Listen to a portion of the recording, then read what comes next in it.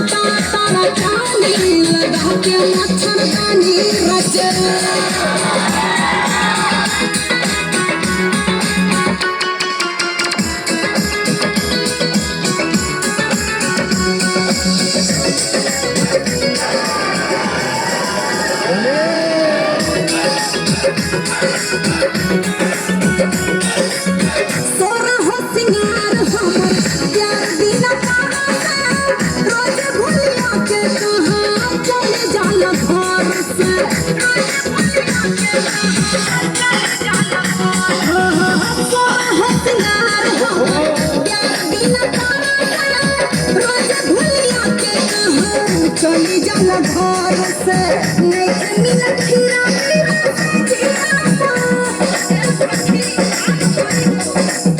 नहीं मिला खीरा रोज सहतानी रोज तन्ना सब संग काटा तारा चांदी लगा के मच्छरदानी संग काटा तारा चांदी लगा के मच्छरदानी राजा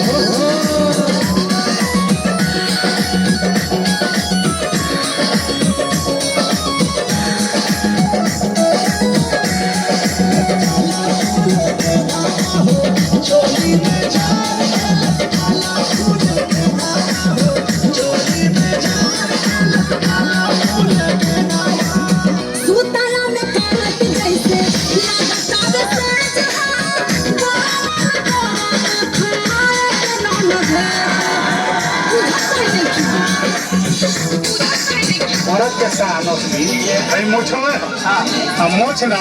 सान पे जो बैठल बैठल है चाचा मुंह देखता है वहां था लड़का मुंह छिला के ड्रामा पार्टी पे लौंडा डांस करता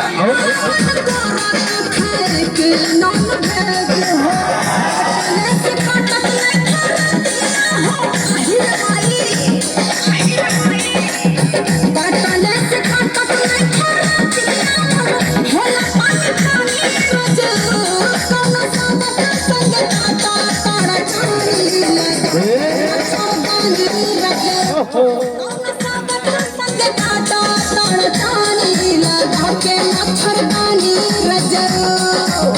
मन कुछ दिन जवानी रजो संग काटा तारा चांदी लगा के मच्छरदानी